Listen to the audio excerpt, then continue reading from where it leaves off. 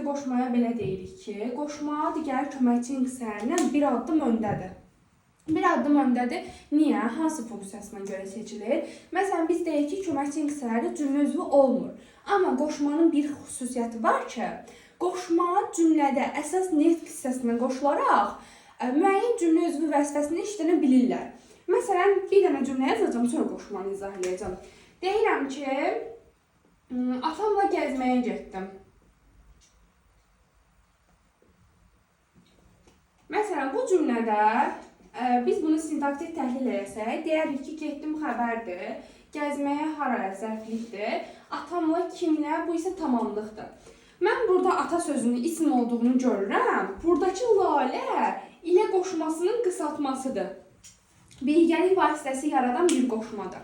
Artıq burada ilə lalə sözə qoşulduğu üçün mən bunu bir yerdə, mən cümlənin tamamlığı kimi götürürəm. Amma ilə qoşması cümlədə ilə kimi yazılsaydı, mən onu heç bir sintaktik təhlil eləməyəcəkdim. Onu boş saxlayacaqdım. Yəni, ona görə belə deyirik ki, qoşma cümlədə digər cümlə üzvünə qoşularaq, digər sözlərə qoşularaq cümlə üzvü vəzifəsinə çıxış edə bilər. Amma ayrılıqda heç bir cümlə üzvü ola bilməzlər.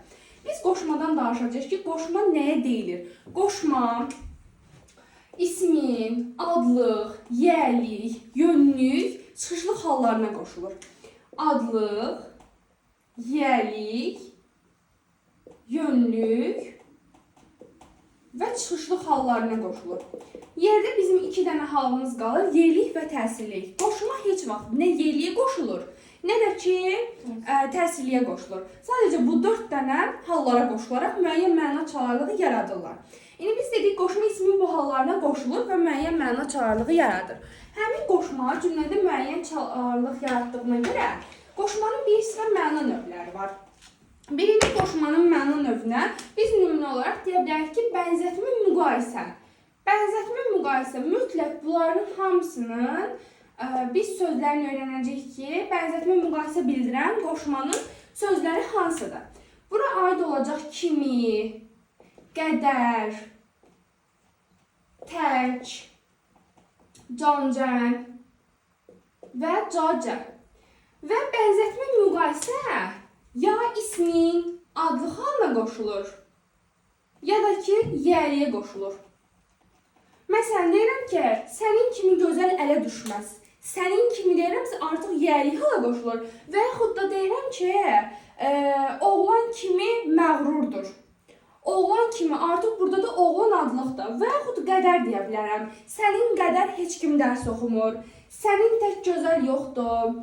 Ondan sonra cacəyə deyə bilərəm ki, məsələn, dəryaca ağlın olsun. Yəni, dərya qədər ağlın olsun. Bu tiplərlə biz qoşmanın məna çalarını tapa bilərik. Ondan sonra qoşmanın digər məna növü deyə bilərik ki, bircəlik qoşmasıdır. Bircəlik qoşması ilə lalə, ilə və yaxud da ki, ilənin qısaltması lalə və yaxud da ki, cacə qoşmasının şəkilçi köməyi ilə yaranırlar. Məsələn, bircəlikdə deyə bilərik ki, biz ilə lalə, bayaq nümunə dedim, atamla şəhərə getdim. Burada nə var? Bir bircəlik var. Yəni, mən artıq atamla bir yerdə gedirəm, tək yola çıxmıram. İlə lalə birgəlik bildirir. Ondan sonra növbəti qoşma məna növlərimizdən biri zaman mənalıdır. Zaman mənalı bəzən zaman zərfi ilə qarışdırılır. Məsələn, cümlə keçəndə bir dənə topluluqda sual var idi. Deyir, zərf vurulandan sonra. Məsələn, burada sonra siz zərf götürmüşdünüz, amma düzgün deyil. Biz indi deyəcəyik ki, necə ayırd eləyəcəyik ki, zaman qoşması nədir, zaman zərfi nədir? Məsələn, zaman qoşmalarını biz mütləq zaman qoşması deyiriksə, özündən əvvəl daimdən ismin çıxışlı halı işlənməlidir. Daimdən olduqdan sonra, əvvəl, qabaq, bəri və s. kimi qoşmalar işlənə bilər. Məsələn, deyirəm ki, səndən sonra mən gəldim, səndən əvvəl mən gəlmişəm, səndən qabaq mən oxumuşam, o ildən bəri görüşmürük. Bu tipli qoşmalarla yarana bilər. Məsələn, mən zaman zərfi ilə zaman qoşmasını necə ayırd edeyim? Zaman zərfi deyir ki, əvvəl düşün, sonra danış. Mən burada əvvəldən, sonradan əvvələ baxıram ki, görüm çıxışlı hal görürəm, yox görmürəm. Ona görə mən buradakı əvvəlləri qoşma yox, zaman zərfi götürəcəm. Amma desəm ki, səndən əvvəl mən gəldim. Burada məsələn, əvvəl götürən kimi bəzən deyirik ki, zaman zərfidir, amma düzgün deyil. Əvvəldir, sonradır, qabaqdır, bəridir. Bunlar amonim sözlərdir. Yəni, həm qoşma olur, həm zərf olur. Əvvəldən əvvələ baxıram. Burada damdan çıxışlı hal şəkilçisi işləndiyinə görə çıxışlı halla birgə olduğu üçün mən onu zərf yox, qoşma kimi götürürəm.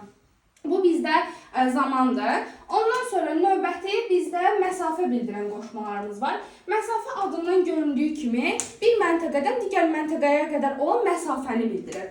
Burada olar kimi, qədər, can, bir də dək. Əslində bənzətmə müqayisə ilə məsafənin sözləri eynidir. Bircə dənə fərq var ki, bənzətmədə təkdir, məsafədə dəkdir. Məsafədə dək sözə qoşularaq yazılır, burada da sözə qoşularaq yazılır. Amma bir fərq var ki, bu şəkilçi funksiyasını yerinə yetirdiyi halda bu şəkilçi yox, söz funksiyasını yerinə yetirir. Məsələn, deyirəm ki, və məsafə bildirən qoşmalarımız da ismin yönlük halına qoşulur. Əslində bu ismin hallarını, hansı hallara qoşulduğunu yadda saxlamaqdan ötürü bizə sadəcə qabağına bir dənə söz qoymaqla tapırıq. Məsələn, deyirəm, evə kimi, evə qədər, evə cən, evə dək. Burada artıq müəyyən bir məsafə bildirir. Bir məntəqədən digər məntəqəyə qədər olan hissəni bildirir. Digər biz məna növlərimizdən biri də istiqamət qoşmalarımızdır. İstiqamət də adından göründüyü kimi hər hansısa bir məntəqəyə gedirəmsə, bu onun istiqamətini bildirir ki, hansı tərəfə gedirəm. Burada olar sarı, doğru, tərəf və s. kimi qoşmalarını aid edə bilərik. Deyirəm ki, evə doğru gedirəm. Məsələn, istiqamətimi bildirməkdən ötürü, tutaq deyir, hara gedirsən, evə doğru gedirəm. Mən artıq istiqamətimi bildirirəm ki, mənim istiqamətim evədir və yaxud evə tərəf gedirəm. Əslində burada sarıdır, doğrudur, tərəfdir. Bunlar da amonim kimi işlənir.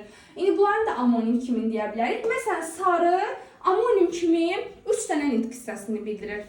Məsələn, sifət kimi ola bilər, rəng mənasında, sarı rəng. Feil mənasında ola bilər, yara sarımaq. Sarımaq mənasında və bir də qoşma kimi işlənə bilər. Evə sarı, istiqamət bildirən. Doğru sözü sifət ola bilər. Deyirəm, doğru söz baş kəsər.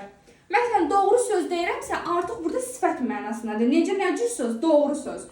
Və yaxud da ki, doğrunu mən qoşma kimi işlədirəmsə, yönlük hala qoşuram. Evə doğru. Burada artıq qoşma olur. Tərəf sözü amonim olur. Həm isim kimi işlənə bilər, həm qoşma kimi işlənə bilər. Əslində, əsas nitqsələrin ilə köməkçi nitqsələrin belə bir fərqi var ki, onsuz bayaq dediyim kimi, əsas nitqsələr suala cavab verir, amma köməkçi nitqsələr suala cavab vermir. Tərəf deyə bilərəm ki, mən sağ tərəfdəyəm. Artıq tərəfdəyəm, haradayam sualına cavab verirsə, bu isimdir. Amma bir də deyirəm ki, sənə tərəf gəlirəm. Artıq burada tərəfi heç bir suala cavab vermir. Ona görə burada tərəfi biz qoşma götürürük. Ondan sonra digər bir qoşma növümüz var, bu da fərqlənmədir. Fərqlənmə nə deməkdir? Yəni, mən bir nəfəri digərindən fərqləndirirəm. Məsələn, deyirəm ki, savayı, başqa, özgə və s. kimi qoşmalardan istifadə edirəm. Və bu fərqlənmədə mütləq ismin çıxışlı halına qoşularaq yaranır. Deyirəm ki, səndən başqa heç kimə güvənmirəm. Mən yəni səni digər insanlardan fərqləndirirəm. Məzmundan göründüyü kimi fərqlənmə bildirir. Səndən özgə mənim yaxınım yoxdur.